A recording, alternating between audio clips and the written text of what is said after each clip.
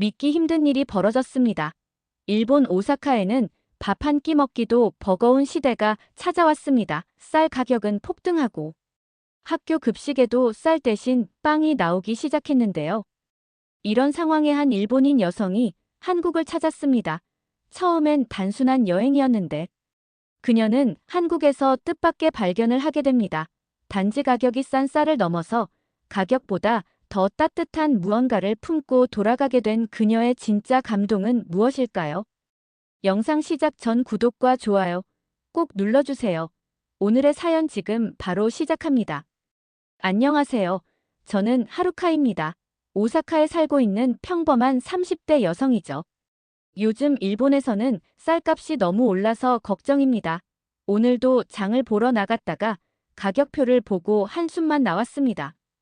5kg 한 포대가 4,200엔이나 하다니 거의 42,000원에 달하는 가격이네요. 예전에는 밥 한 그릇의 따뜻함이 당연했는데 이제는 사치가 되어버렸어요. 학교에서도 급식이 쌀밥에서 빵으로 바뀌었다고 합니다. 아이들이 따뜻한 밥 한 그릇을 먹을 수 없다는 사실이 마음 아프네요. 저희 집도 예전보다 쌀을 아끼게 됐습니다. 쌀 한 포대를 사면 지갑이 가벼워져서 다른 생필품을 줄여야 할 정도예요. 직장에서 돌아오는 길에 친구 미카와 통화했습니다. 그녀도 비슷한 상황이더군요. 둘 다 한숨만 나오는 상황에서 미카가 갑자기 말했어요. 짧게 여행이나 다녀올까 생각 중이라고요. 기분 전환도 될 것 같고. 잠시나마 일상에서 벗어나 새로운 기운을 얻고 싶다는 말에 저도 동의했습니다. 어디로 갈까 고민하다가 한국이 좋겠다고 생각했어요. 비행기로 2시간이면 갈 수 있고. 물가도 일본보다 조금 저렴하다고 하니까요. 게다가 저와 미카는 한국 드라마를 좋아해서 꼭 한번 가보고 싶었거든요. 우리는 또 다른 친구 유키도 초대했습니다. 여행 준비를 하면서 처음으로 몇 주 만에 설레는 마음이 들었어요. 무너진 일상에서 잠시 벗어날 수 있다는 생각에 기분이 좋아졌습니다. 짧은 3일 일정으로 서울 여행을 계획했죠. 쇼핑도 하고 맛있는 음식도 먹고 관광도 하면서 활력을 되찾기로 했습니다.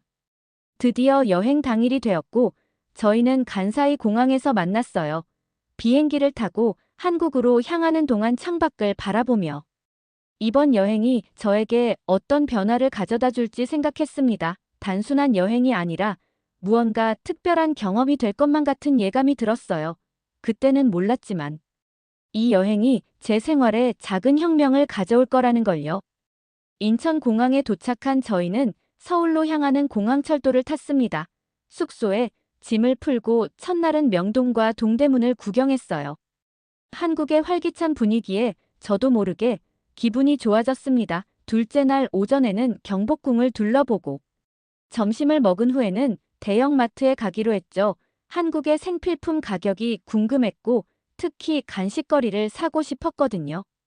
대형마트에 들어서자 넓은 공간과 다양한 상품들이 눈에 들어왔습니다. 음료수 코너에서 한국 음료를 고르던 중 쌀 판매 코너가 눈에 띄었어요. 호기심에 그쪽으로 발걸음을 옮겼습니다. 그리고 그곳에서 저는 놀라운 광경을 목격했죠. 5kg짜리 한국 쌀이 2만 원대에 판매되고 있었던 거예요. 저는 눈을 의심했습니다. 일본에서는 같은 양의 쌀이 2배 이상의 가격인데 말이에요. 포장도 깔끔하고 품질도 좋아 보였습니다. 저와 친구들은 서로 쳐다보며 놀란 표정을 감추지 못했어요. 미카는 가격표를 다시 확인하더니 정말 맞다고 고개를 끄덕였습니다. 쌀 코너에서 구경하고 있을 때 30대 중반으로 보이는 한국인 부부가 지나가다 저희를 보았어요. 그들은 미소를 지으며 짧게 일본어로 인사를 건넸습니다. 오하요 고자이마스라는 인사에 저도 서툰 한국어로 안녕하세요. 라고 대답했죠. 부부는 친절하게 웃으며 지나갔습니다. 저는 쌀 포대를 들어 올려 보았어요. 무게는 있지만 이 가격이라면 정말 가치가 있을 것 같았습니다. 그때 옆 진열대에 동남아시아에서 수입한 쌀들이 눈에 들어왔어요. 태국 쌀, 베트남 쌀이 한국 쌀보다 더 저렴한 가격에 진열되어 있었습니다. 저는 고민이 되기 시작했죠. 한국에서 한국 쌀을 사가는 것이 좋을까요? 아니면 더 저렴한 동남아 쌀을 살까요? 무게도 무거운데. 굳이 비싼 걸 사야 할지 망설여졌습니다. 일본으로 돌아갈 때 5kg의 쌀을 들고 가는 것도 부담스러웠어요. 하지만 일본 쌀값을 생각하면 이 기회를 놓치기는 아까웠습니다. 친구들과 상의하며 어떤 쌀을 살지 고민하고 있을 때 아까 그 한국인 부부가 다시 지나가다 저희를 보았어요. 저희가 망설이는 모습을 보고 그들은 천천히 다가왔습니다. 한국인 부부는 친절한 미소를 지으며 저희에게 다가왔습니다. 남편분이 유창한 일본어로 말을 걸었어요. 일본에서 오셨나요? 쌀을 고르시는 것 같은데 도움이 필요하신가요? 라고 물었습니다. 저는 조금 놀라면서도 고마운 마음에 고개를 끄덕였죠. 네, 일본에서 왔어요. 쌀이 일본보다 훨씬 저렴해서 놀랐습니다. 하지만 어떤 쌀이 좋을지 모르겠네요. 라고 대답했어요. 부부는 친절하게 설명을 시작했습니다. 남편분은 한국 쌀과 동남아 쌀의 차이점을 알려주셨죠. 한국 쌀은 일본 코시히카리와 비슷한 품종이라 찰기가 많고 부드러워요. 일본 음식을 할 때 아주 잘 어울립니다. 반면에 이 동남아 쌀들은 인디카 품종이라 길쭉하고 퍼석퍼석해서 일본식 요리에는 잘 맞지 않아요. 라고 설명해 주셨습니다. 부인분도 이어서 말씀하셨어요. 가격은 동남아 쌀보다 조금 비싸지만 밥맛은 훨씬 좋아요. 일본 쌀과 거의 비슷한 식감을 느끼실 수 있을 거예요. 라며 웃으셨습니다. 그들의 설명을 듣고 있자니 마치 오래된 이웃과 대화하는 것처럼 편안했어요. 저는 그분들께 감사 인사를 전하고 한국 쌀을 선택하기로 했습니다. 한국인 부부는 쌀을 고르는 저희를 보며 환하게 웃었어요. 좋은 선택이에요. 꼭 맛있게 드세요. 라는 말과 함께 그들은 다른 코너로 향했습니다. 친구들과 저는 각자 5kg짜리 쌀 포대를 장바구니에 담았어요. 평소 장을 볼 때와는 다른 설렘이 있었습니다. 마치 작은 보물을 발견한 기분이었죠. 미카가 웃으며 말했어요. 이거 들고 다니는 건 근육 트레이닝이라고 생각하자. 우리의 웃음소리가 마트 안에 울려 퍼졌습니다. 계산대에 줄을 서면서 문득 이 쌀이 단순한 식품 이상의 의미를 가질 것 같다는 생각이 들었어요. 일본에서는 비싸서 부담스럽던 평범한 쌀 한 포대가 이곳에서는 소중한 선물처럼 느껴졌습니다. 무게는 버겁지만 마음은 정말 가벼웠어요. 숙소로 돌아와 저녁을 먹고 내일의 일정에 대해 이야기했습니다. 마지막 날은 남산타워에 가보기로 했어요. 하지만 저의 머릿속에는 쌀 생각만 가득했죠. 쌀을 가지고 일본으로 돌아갈 수 있을지, 출국 절차는 어떻게 되는지 걱정이 되기 시작했습니다. 인터넷으로 검색해보니 농산물은 검역 신고가 필요하다는 정보를 찾았어요. 영어로 된 설명이라 정확히 이해하기 어려웠습니다. 일본어로 검색해봐도 명확한 정보를 찾기 힘들었죠. 불안한 마음으로 잠자리에 들었지만 오늘 만난 한국인 부부의 친절함을 떠올리니 왠지 모든 것이 잘 될 것 같은 예감이 들었어요. 마지막 날 아침이 밝았습니다. 남산타워에 다녀온 후 오후에는 인천공항으로 향하는 일정이었어요. 가방을 정리하면서 쌀 포대를 어떻게 챙겨야 할지 고민했습니다. 짐이 무거워져서 걱정이 되기도 했지만 2만 원대의 쌀을 포기할 수는 없었죠. 남산타워에서 서울 전경을 바라보며 이번 여행이 정말 특별하다고 느꼈어요. 단순한 관광이 아니라 생활 속 작은 행복을 발견한 여행이었습니다. 저희는 케이블카를 타고 내려와 공항행 버스를 탔죠. 각자 쌀 포대를 안고 있는 모습이 우스꽝스러웠지만 모두 뿌듯해했어요. 인천공항에 도착해서 출국 수속을 밟는데 직원이 쌀을 가지고 가려면 검역 신고가 필요하다고 했습니다. 저는 당황했어요. 어디서 어떻게 신고해야 하는지 몰랐거든요. 영어도 한국어도 서툴러서 더 난감했습니다. 그때 친구 유키가 팔을 툭 치며 저기 봐 하고 말했어요.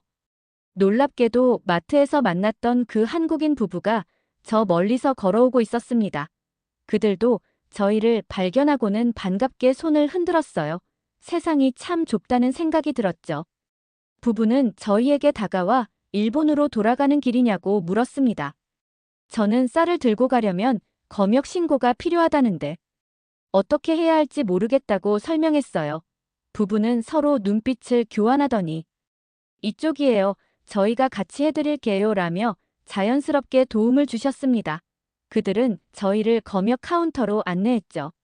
남편분이 한국어로 직원에게 상황을 설명해 주었어요. 필요한 서류를 작성하는 것도 도와주셨습니다. 쌀은 문제없이 가져갈 수 있다는 말에 안도했어요. 검역 절차가 끝나고 저는 정말 감사하다고 인사를 전했습니다. 이런 친절은 정말 예상 못했어요. 부부는 별거 아니에요 라며 웃었지만 저에게는 정말 큰 도움이었습니다. 출국장으로 가기 전에 서로 연락처를 교환했어요. 다음에 일본에 오시면 연락주세요. 저희가 오사카를 안내해드릴게요 라고 말했죠. 부부는 기쁘게 고개를 끄덕였습니다. 다음에 꼭 연락하겠다고 약속했어요.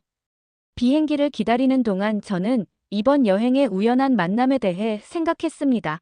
낯선 나라에서 이렇게 따뜻한 도움을 받을 줄은 몰랐어요. 단순히 쌀을 사러 들른 마트에서 시작된 인연이 이렇게 이어질 줄은 상상도 못했죠. 마음속으로 그 부부에게 다시 한번 감사 인사를 전했습니다. 비행기에 오르며 쌀 포대를 짐칸에 넣었어요. 비행기가 이륙하고 창밖으로 한국의 풍경이 점점 작아지는 것을 바라보면서 이번 여행이 단순한 관광 이상의 의미를 가진다는 걸 깨달았습니다. 저는 단지 저렴한 쌀을 사러 왔다가 값진 인연을 만들어 돌아가는 중이었죠. 비행기 안에서 저는 무릎 위에 올려진 작은 가방을 바라보았습니다. 그 안에는 한국 쌀에 대한 설명서가 들어있었어요. 공항에서 헤어지기 전 한국인 부부가 건네준 것이었죠. 책자를 펼쳐보니 한국 쌀의 종류와 조리법이 일본어로 친절하게 설명되어 있었습니다. 정성스럽게 준비한 티가 나는 자료였어요. 옆자리에 앉은 미카가 물었습니다. 뭘 그렇게 열심히 보고 있어? 저는 책자를 보여주며 대답했어요. 정말 친절한 분들이었어. 이런 것까지 준비해 주시다니. 미카도 고개를 끄덕이며 공감했습니다.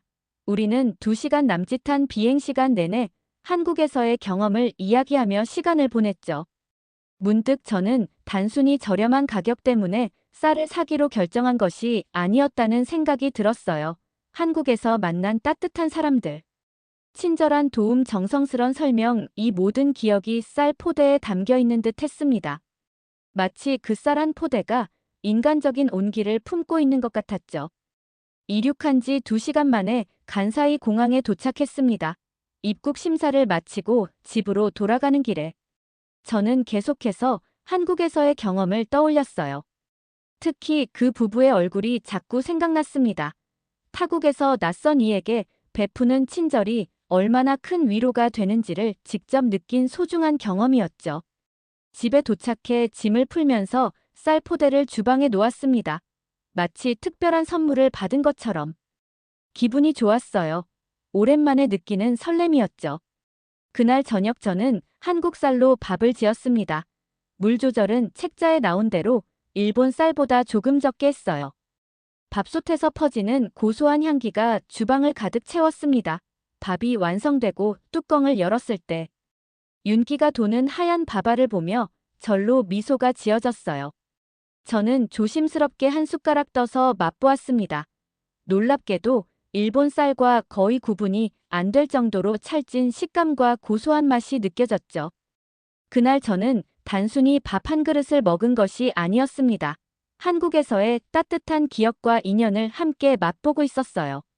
쌀 한 포대가 단순한 식품을 넘어 문화와 정을 담고 있다는 것을 몸소 느꼈죠. 맛있는 밥을 먹으며 저는 한국인 부부에게 메시지를 보냈습니다. 무사히 도착했고 쌀로 지은 밥이 정말 맛있다고요. 그들의 답장이 곧 왔습니다. 맛있게 드셔서 다행이에요. 다음에 또 한국에 오세요. 라는 짧지만 따뜻한 메시지였어요. 저는 그 메시지를 읽으며 다시 한번 미소 지었습니다. 한국은 가격보다 더 소중한 것을 안겨주었다는 생각이 들었죠. 다음 날 아침 일어나 어제 지은 밥으로 간단한 아침을 차렸습니다. 오랜만에 맛있는 쌀밥을 먹으니 하루가 상쾌하게 시작되는 기분이었어요. 출근길에 동료 사토에게 한국 여행 이야기를 들려주었습니다. 특히 쌀 이야기에 그녀는 큰 관심을 보였죠. 정말 그 가격에 일본 쌀과 비슷한 맛이라고 사토가 놀라며 물었어요. 저는 고개를 끄덕이며 답했습니다. 그녀도 주말에 한국으로 짧은 여행을 계획해볼까 고민한다고 했죠.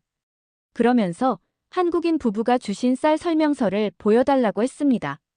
점심시간에 사토와 함께 설명서를 보며 이야기를 나눴어요. 그때 옆 테이블에 앉아있던 다른 동료들도 관심을 보였습니다. 어느새 저는 주변 사람들에게 한국 쌀 이야기를 하고 있었죠.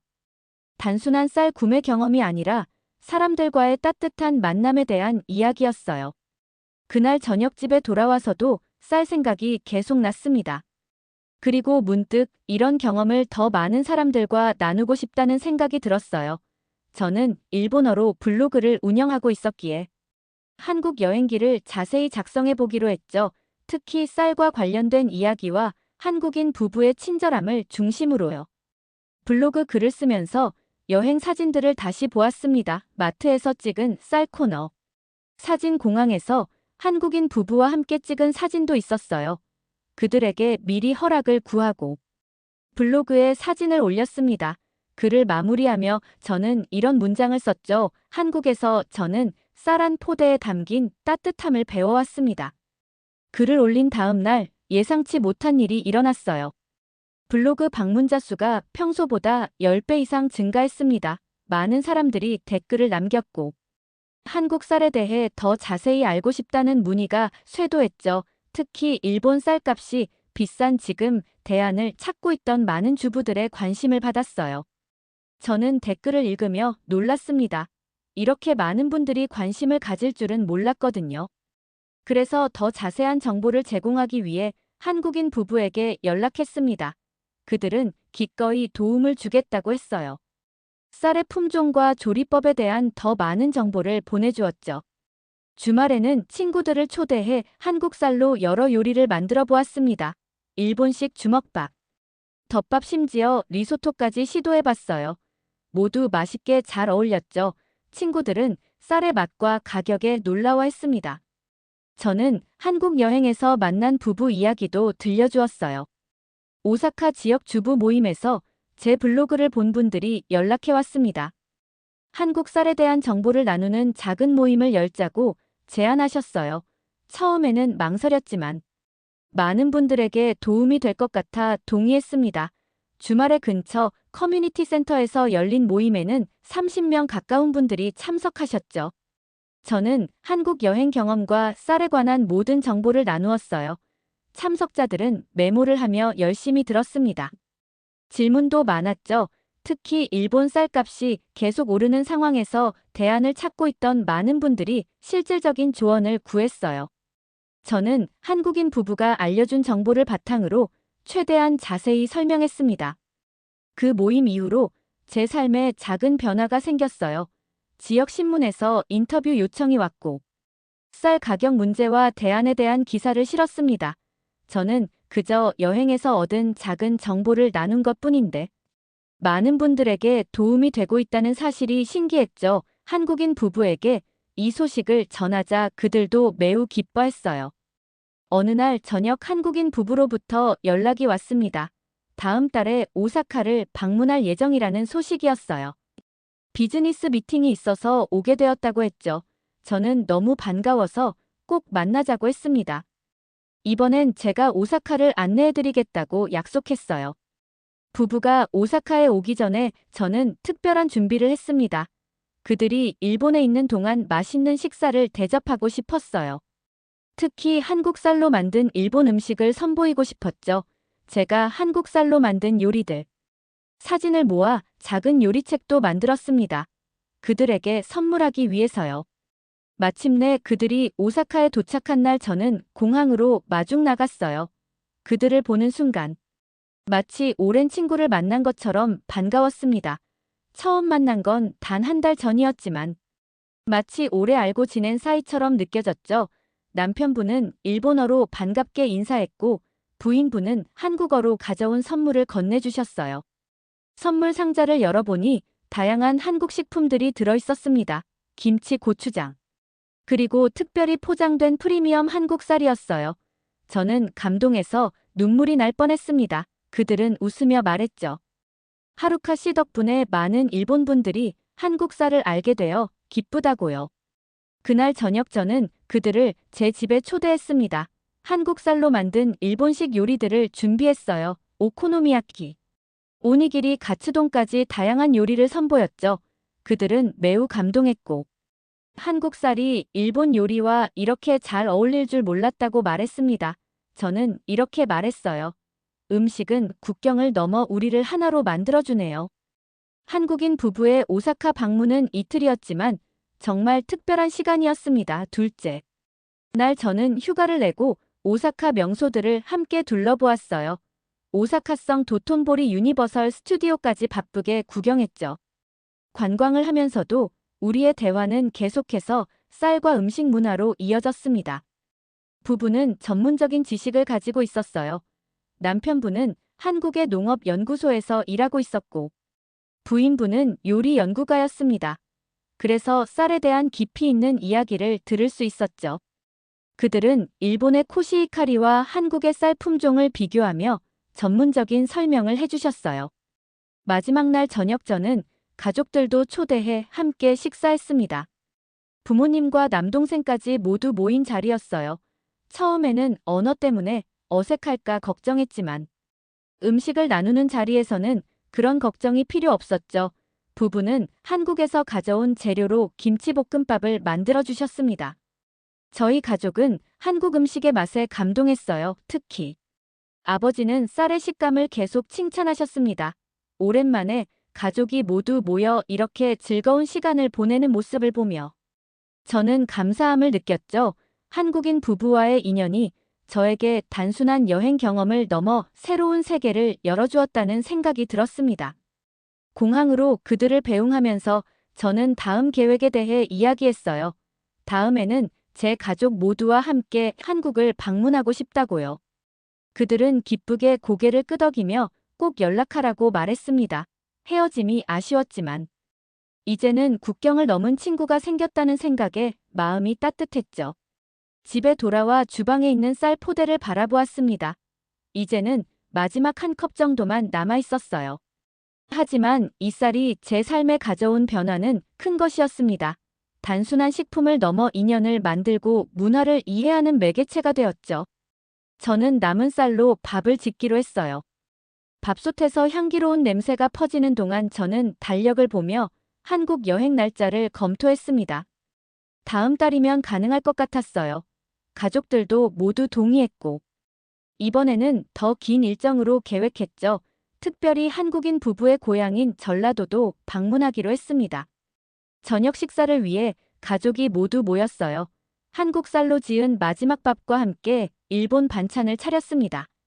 저는 밥그릇을 들며 가족들에게 말했죠. 다음 여행은 가족 모두 한국으로 가자. 그리고 다시 그 부부를 꼭 만나자. 가족들은 모두 기쁘게 동의했어요.